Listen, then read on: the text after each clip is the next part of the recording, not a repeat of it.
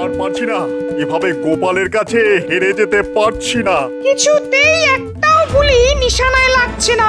একটু গণনা করে দেখুন তো রাজ্যতীষী। দীর্ঘ কয়েক বছর ধরে কৃষ্ণনগরের ঘাড়ে চেপে আছে। নামবে কবে? সেটা গণনা করে দেখতে হবে। দেখবেন আর কবে? সবার হাড়ে দুব্বো ঘাস গজিয়ে গেলে একটা প্রামাণিকের বেটা রাজসভায় আমাদের সাথে এক আসনে থাকে বলতে কইতে লজ্জা। অনেকবার অনেক রকম ভাবেই তো গোপালকে অপদস্থ করা হয়েছে, কিন্তু সবটাই তো ফক্কা হয়েছে। এভাবে তো হাতে হাত ধরে চুপ করে বসে থাকতে পারবো না। এই কিছু একটা উপায় তো বের করতেই হবে। সেই উপায়টা কি সেটাই বোঝা যাচ্ছে না। এমন একটা উপায় যেটা গোপালকে এই কৃষ্ণনগর থেকে লজ্জায় পালাতে বাধ্য করবে। হ্যাঁ ভাবছি, আপনারা ভাবুন। হ্যাঁ ভাবুন ভাবুন।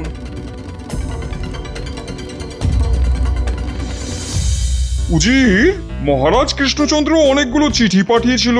হ্যাঁ হ্যাঁ জাহাপনা, অনুদানের জন্য আবেদন করেছিল। হ্যাঁ, গত বছর খরাতে কৃষ্ণনগর খুব ক্ষতিগ্রস্ত হয়েছিল। কৃষ্ণচন্দ্রকে এত্তেলা পাঠাও, আমি কৃষ্ণনগরে গিয়ে দুদিন থাকবো, আর ওখানে বসেই আমি অনুদানের অর্থ প্রদান করব। জো হুকুম জাহাপনা, আমি এখনই খবর পাঠাচ্ছি।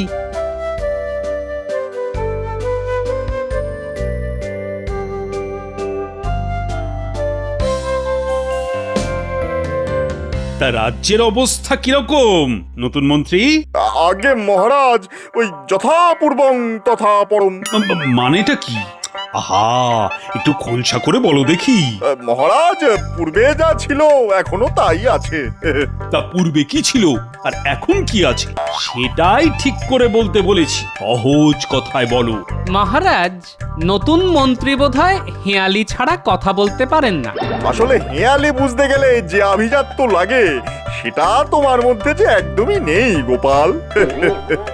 ওই আবার শুরু হলো, তোমাদের তো দেখি একেবারে সাপে নেউলে অবস্থা। আচ্ছা, সভার মধ্যে যদি এভাবে যুদ্ধ হয় তবে তো খুব মুশকিল নতুন মন্ত্রী। আমি দুঃখিত মহারাজ, এরপর থেকে আমি নিজেকে সংযত রাখব। আসলে কি জানেন মহারাজ, ওই সোজা কথা সোজাভাবে বললে সময় বেঁচে যায়, রাজকার্যে গতি আসে। তা ঠিক কথাই বলেছ। তা হ্যাঁ নতুন মন্ত্রী, এক কথায় বলো তো, রাজ্য এখন কেমন? মানে রাজ্যের মানুষজন কি বলছে? ভয়ে বলবো না নির্ভয়ে? এটা কি একটা কথার উত্তর হলো নতুন মন্ত্রী মশাই? মহারাজ আমাকে যদি এক কথায় জিজ্ঞেস করতেন তবে আমি বলতাম ভালো নেই মহারাজ। গোপাল, তোমার কাজ হলো ভাঁড়ামো করা, মানে যেটা তুমি পারো। রাজসভার কাজে তোমাকে নাক গলাতে কে বলেছে? আগে রাজ্যতীষী, আমার নাকটা বড় বেয়ারা, কিছু খারাপ হলেই আগে থেকে ওই খারাপ গন্ধ পেতে থাকে। মহারাজ, নবাবের দূত নবাবের পত্র নিয়ে এসেছেন। পাঠিয়ে দাও, পাঠিয়ে দাও। হয়তো আমার পাঠানো পত্রের উত্তর দিয়েছেন স্বয়ং নবাব বাহাদুর।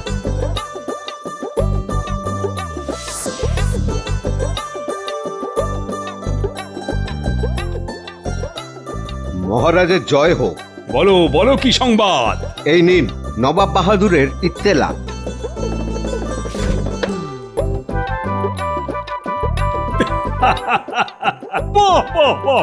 দাদু, তুমি আজ বিশ্রাম নিয়ে কাল সকালে বরং মুর্শিদাবাদ যেও। ঠিক আছে মহারাজ, আপনার যেমন ইচ্ছা। শোনো সবাই, নবাব বাহাদুর আসছেন কৃষ্ণনগরে কাল রাতে। এ তো খুব ভালো কথা মহারাজ। হ্যাঁ, ভালো মানে? এ ভালোর যে কোনো সীমা পরিসীমা নেই।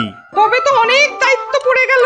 আপ্যায়নে যেন কোনো ত্রুটি না হয়। সকাল থেকে রাতের আপ্যায়নের দায়িত্ব তাহলে কাকে কাকে কাকে দেওয়া যায়? এই সময় আমার সভাকবি আর সেনাপতি দুজনেরই অসুখ।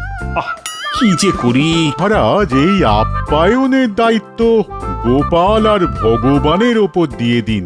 নবাব বাহাদুর গোপালকে পছন্দ করে, আর আমাদের নতুন মন্ত্রীর সাথেও আলাপটা হয়ে যাবে। রাজ্যতীষী গোপালকে লেজে গোবরে করার সুযোগ করে দিয়েছে। সুযোগটাকে কাজে লাগাতে হবে। রাজ্যতীশী ঠিক বলেছে। এই আপ্যায়নের পুরো দায়িত্ব নতুন মন্ত্রী আর গোপালের ওপর ছেড়ে দিলাম। কি নতুন মন্ত্রী, তুমি রাজি আছো তো? মহারাজ, আমার গোপালের সাথে কাঁধে কাঁধ মিলিয়ে কাজ করতে কোনো অসুবিধা নেই। আমি প্রস্তুত। গোপালের মতো বিচক্ষণ বন্ধুকে যদি কাজে পাই তাহলে আমি ধন্য হব। ঠিক আছে, সকালে জল খাবার থেকে রাতের খাবারের দায়িত্ব আমি ভগবান আর গোপালের ওপর দিলাম। উফ, এবারে গোপালকে লেজে গোবরে করে নবাবের কাছে বেইজ্জত করতে হবে। কি গোপাল, তোমার কথা কিছু বলো। আমরা কাজটাকে একটু ভাগাভাগি করে নিই। কিরকম কিরকম? এই ধরুন, কেউ সকাল আর সন্ধ্যার জল খাবারের দায়িত্ব নিল, আর কেউ ওই মধ্যাহ্ন ভোজন আর রাতের খাবারের দায়িত্ব নিল। এক কাজে দুজনের না ঢোকাই ভালো মহারাজ, তাতে কাজের চেয়ে ঠোকাঠুকি বেশি হবে। এইটা গোপাল ভালো বলেছে, তবে তাই হোক। এই রে, ঘুরে গেল যে বিষয়টা। না, মধ্যাহ্ন ভোজন আর রাতের খাবারের দায়িত্বটা আমার কাছেই রাখতে হবে। মহারাজ, আমি মধ্যাহ্ন ভোজন আর রাতের খাবারের দায়িত্বটা নিলাম। হ্যাঁ, এটাই আমি চেয়েছিলাম। বাহ বাহ বাহ, তাহলে তোমরা যে যার মতো আয়োজনে মেতে ওঠো। কোষাধ্যক্ষ তোমাদের হাতে অর্থ দিয়ে দিচ্ছে। মহারাজ, একটা নিবেদন আছে। বলছিলাম যে আমরা আমাদের মতো নবাবের আপ্যায়নের দায়িত্ব নিয়ে আগে নবাবকে খুশি করি। এখন আমাদের অর্থ সংকট চলছে, রাজার পাশে দাঁড়ানো রাজকর্মচারীর কর্তব্য। আপনি নবাবের কাছে অনুদান পেলে আমাদের দিয়ে দেবেন। কি নতুন মন্ত্রী মশাই, ঠিক বলিনি? সাধু সাধু, এই নতুন মন্ত্রী, তুমি কি বলো? ইস, প্রথম ধাক্কাটা বেশ জোরে দিল। আমিও ভগবান, হারবো না। হ্যাঁ, এবার মহারাজ, ওই গোপালের দূরদর্শিতার তুলনা নেই। আমার মনের কথাটাকে কিভাবে যে জানতে পারলো, আমিও ঠিক এটাই ভাবছিলাম। ফাঁদে পড়েছো বগা আমার, আমাকে ধাক্কা দেবে। তুমি এখনো আমাকে ঠিক চেনোনি, এবার দেখো তোমার কি হাল করি। দেখেছো কিরকম বজ্জাত মানুষ এই গোপাল? ও কিরকম তোমার ফাঁসিয়ে দিল। হ্যাঁ, ওইখান থেকে আবার আমাকে উঠতে হবে। হ্যাঁ, ও সত্যি মহা মৃত্যুঞ্জয় কবচ ধারণ করে আছে। আরে দাঁড়াও দাঁড়াও, ও একটা সুযোগ আমার হাতে তুলে দিয়েছে। সেটা হলো, মহারাজের কাছে অর্থ সাহায্য না নিয়ে নবাবের জল খাবারের মতো বিষয় ও নিজে দেখবে। হ্যাঁ, ঠিক, গোপাল ভেবেছে ও যেরকম জল খাবার খায় নবাবও সেরকমই খাবে। ও তো জানে না যে নবাবী চাল কাকে বলে, নবাবী ঢং কাকে বলে। ঠিক ঠিক, এই বিষয়টা তো দেখিনি। আমাকে ঠিক মতো মধ্যাহ্ন ভোজন আর রাতের নবাবী খানার ব্যবস্থা করতে হবে। নবাবের মন আমি ঠিক জয় করে নেব। ব্যাস, এইভাবে এগিয়ে যাও, জয় তোমার হবে। শুধু রান্নার পদগুলো ঠিক করে বানাতে বলো, তোমার জয় শুধু সময়ের অপেক্ষা করছে। শুধু আমার আর মহারাজের মুখ চেয়ে এই কাজ তোমাকে করে দিতে হবে ভোলা। এভাবে বলো না গোপাল দাদা, এভাবে বলো না। তুমি রসের যত মিষ্টি আছে সব রাখবে। নবাবের জলখাবার, নবাব যেন মিষ্টি খেয়ে মুগ্ধ হয়ে যান। তুমি তোমার সবটুকু দিয়ে মিষ্টি বানাও। যা খরচ হবে নবাব চলে গেলেই সব শোধ করে দেব। আগে নবাব খুশি হোক, তারপর যা হবার হবে। উজির, আচ্ছা বলো তো, কৃষ্ণনগরের সেরা জিনিস কি? আগে গোপাল, কি আবাদ, একদম সঠিক কথা বলেছো। ওই রকম একটা মানুষকে যদি আমি আমার দরবারে রাখতে পারতাম। যাক ও কথা। দূত, এই কৃষ্ণচন্দ্র খবর নিয়ে এসেছো? এসেছে জাহাপানা। ডাকো তাকে। প্রহরী, প্রহরী, দূতকে খবর দাও, নবাব বাহাদুর ডাকছেন। গিন্নি, আরে এই নাও গো বাজারের থলি, ইলিশ মাছ এনেছি, ডিম ভরা। ও মা, ইলিশ! কি ভাগ্য আমার! এই বেলা ভাজা ইলিশের তেল দিয়ে মেখে এই ভাত খেয়ে রাজসভায় যাব। ওবেলা এসে ইলিশ ভাপা আর সর্ষে ইলিশ খাবো। ঠিক আছে করে দেব, তবে পেটে সহ্য হবে তো? কেন কেন এই কথা বলছো কেন? না মানে মেঘে মেঘে যে বেলা হচ্ছে সে খবর আছে গো, এখন একটু জিভে লাগাম দাও। হ্যাঁ ওই ওই ওই বয়সের খোঁটা দিচ্ছ তো। একটা কথা বলি গিন্নি, বয়স বাড়াটা বয়সের ধর্ম। বয়স বাড়ুক, কিন্তু মনের বয়স যে কমছে। আরেকটা জিনিস বলতে দাও, ওই যে ডিম ভালো করে ভেজে টক দিয়ে রেঁধে রেখো। আহা, কতদিন খাইনি। চলি গিন্নি পুকুরে স্নান করতে।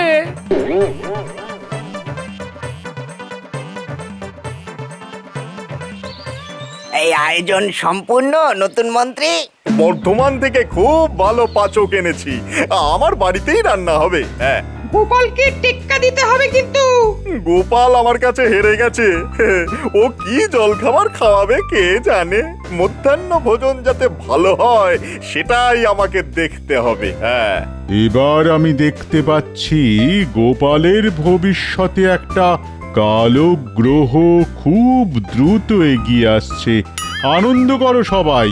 তা খাদ্য তালিকা কিছু করেছেন নাকি নতুন মন্ত্রী মশাই? হ্যাঁ, সব বাদশাহী খানা, নানা স্বাদের। নবাব বাহাদুর খুশি হতে বাধ্য একেবারে। আজ রাতে 3 রকম মোগলাই খানা থাকবে। হ্যাঁ, আজ রাত্রেই বিড়াল মেরে দেবেন নতুন মন্ত্রী। হ্যাঁ, কাল সকাল থেকে যেন নবাব আপনাকেই খোঁজে।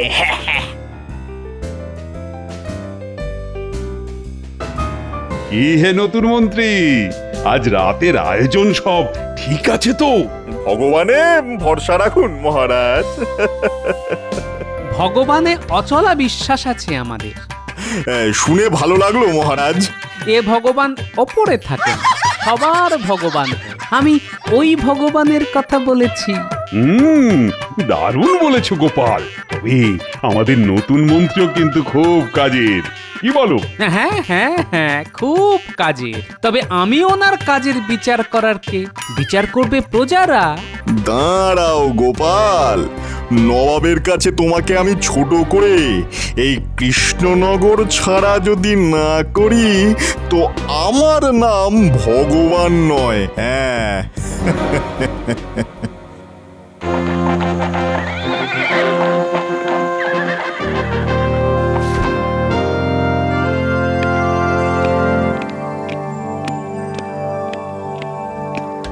তোমার সভাকবি কোথায় কৃষ্ণচন্দ্র? বিশ্রামে আছে নবাব বাহাদুর, খুবই অসুস্থ কিনা। আর কৃষ্ণনগরের শ্রেষ্ঠ রত্ন গোপাল কোথায়? এই যে নবাব বাহাদুর আপনার সেবায় হাজির। নবাব বাহাদুর এই আমার নতুন মন্ত্রী, নাম ভগবান। তাহলে তুমি ভগবানের ওপরে অনেক নির্ভরশীল। তা একরকম বলতে পারেন। নবাব বাহাদুর, আজ রাতের খাবার আমার দায়িত্বে, আপনাকে খুশি করবে আশা করি। আজ রাতে আর গুরুপাক কিছু খাবো না, হালকা ফুলকা কিছু হবে। হালকা ফুলকা হবে নবাব বাহাদুর, আপনি বিশ্রাম করুন, আমি আপনার হালকা ফুলকা খাবারের ব্যবস্থা করছি। ব্যাস মিটে গেল ঝামেলা। তাহলে প্রাসাদে চলুন, বিশ্রাম নিন এখন। চলো।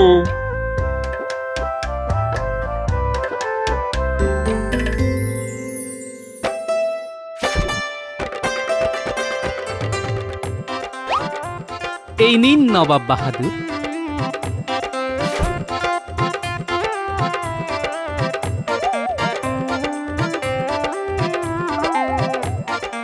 আহ, কি জিনিস এটা? এটাকে রসগোল্লা বলে। মুখে দিচ্ছি আর মিলিয়ে যাচ্ছে। রাতে আর কিছু খাবার রুচবে না কৃষ্ণচন্দ্র, মুখেই অমৃতর স্বাদ নিয়েই সুখ নিদ্রায় যাব। যা পাওয়া, তাহলে আমার অত আয়োজনের কি হবে? নবাব বাহাদুর, রাতে মুরগ মুসাল্লাম আছে, দো পেঁয়াজা আছে। হ্যাঁ, ও তো রোজই খাই। না না না না, আজ এই রসগোল্লার পর আর কিছু খেতে ভালো লাগছে না। আমাদের পেটও ভর্তি, মনও তৃপ্ত, এবার ঘুম আসছে। আপনাদের ঘর প্রস্তুত। নতুন মন্ত্রী, নবাব বাহাদুর আর উজিরের ঘরটা দেখিয়ে দাও। চলুন।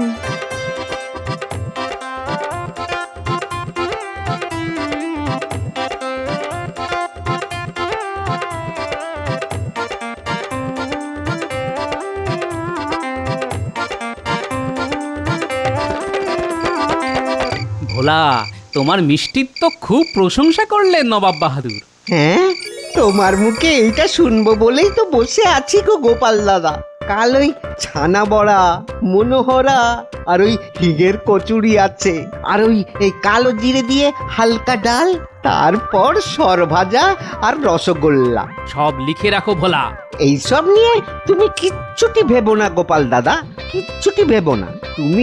তুমি নবাব বাহাদুরকে খুশি করো, ব্যাস দেশ বাঁচলে তো আমরাও বাঁচবো। ঠিক আছে, কাল সকালে গরুর গাড়ি পাঠিয়ে দেব, সাবধানে জিনিসগুলো পাঠাবে, কেমন? তুমি নিশ্চিন্তে যাও গোপাল দাদা। চলি ভোলা।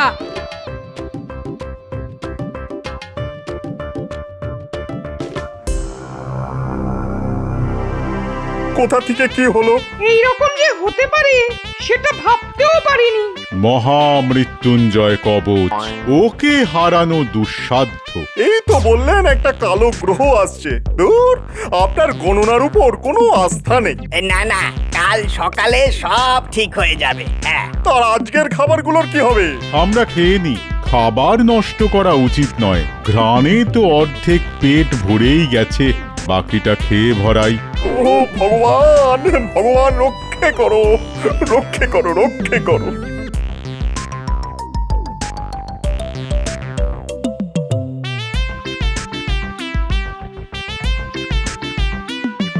গিন্নি, একেই বলে কামারের এক ঘা। একটা সুযোগ পেয়েছি, মেরে দিয়েছি। নবাব খুশি, নবাব খুশি মানে মহারাজ খুশি, মহারাজ খুশি মানে সারা দেশ খুশি। যে নবাব বাহাদুর খুশি হলেন, তিনি তোমাকে কিছু পুরস্কার দেবেন না? এই দেখো গিন্নি, আমি ভোলা ময়রার ধার শোধ করে ওকে কিছু উপরি দিতে পারলে খুশি হব, ব্যাস। এবার কাল সকালে নবাব বাহাদুরকে এমন জল খাবার খাওয়াবো, মধ্যাহ্ন ভোজনের কথা ভুলেই যাবেন।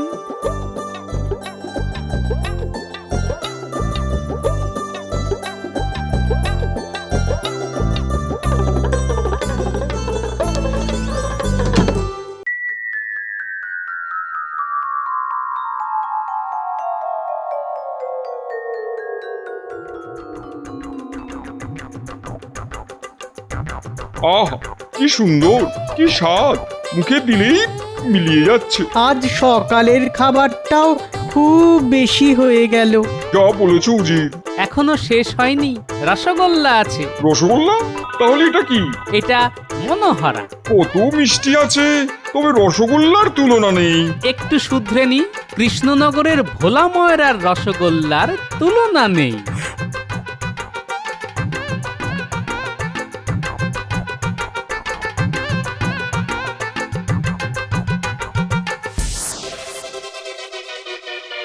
সব শেষ, আর কিচ্ছু হবে না। আমার ভুলে আমি হারলাম। ও আমাকে জল খাবারই মেরে দিল। নষ্ট হবে কেন, আমরা তো আছি। ভগবান, ভগবান। গোপাল, তুমি তো নবাবকে একেবারে তোমার ঝোলায় পুরে নিয়েছো। শোনো সবাই, নবাব বাহাদুর আমার আর্জি মেনে নিয়েছেন, উনি অনুদান দিয়ে দিয়েছেন। রাজকোষ এখন পূর্ণ, আর পুনর্বাসন দিয়ে দেব চাষিদের। গোপাল, তোমার জল খাবারের জন্য ভোলার কাছে যা যা ধার আছে তা মিটিয়ে দাও।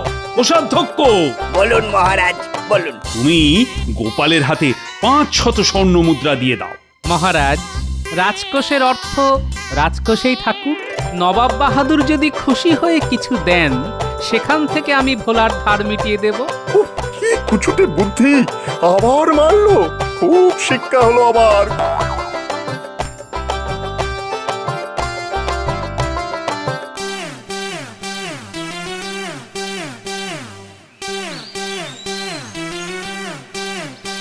গোপাল, তোমার তুলনা নেই। কৃষ্ণচন্দ্র, তোমার কাছে একটা চাওয়ার আছে। বলুন বলুন নবাব বাহাদুর। তোমাদের এই ভোলা ময়রাকে আমি নিয়ে যাব, ওখানে আমাদের কারিগরকে এই রসগোল্লা শিখিয়ে দেওয়ার পরই তবে ওকে ছাড়বো। এই রে, এই মাটি করেছে।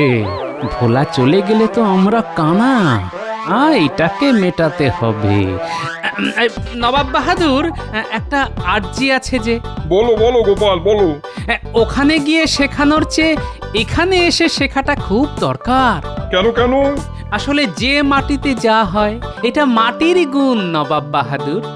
কেমন করে হচ্ছে আমি বুঝিয়ে দিচ্ছি। হ্যাঁ, ধরুন এই আখ বলে একটা গাছ আছে, সেখান থেকে চিনি হয়, শ্যামলা গাইয়ের দুধ থেকে ছানা হয়, সেই শ্যামলা গাই কৃষ্ণনগরের ঘাস খায়। এই সব তো এই মাটিরই নবাব বাহাদুর। আর এর একটাও না থাকলে ওই রকম রসগোল্লা যে হবে না নবাব বাহাদুর। তাহলে উপায়? আমি তো রসগোল্লা ছাড়া থাকতে পারবো না।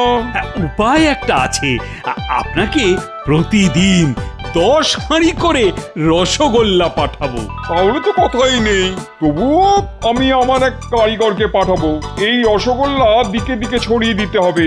গোপাল, এই নাও, তোমার আপ্যায়নে খুশি হয়ে 2000 স্বর্ণ মুদ্রা দিলাম। আর এইটা আমার তরফ থেকে তোমাদের ভোলা ময়রাকে 1000 স্বর্ণ মুদ্রা খুশি হয়ে।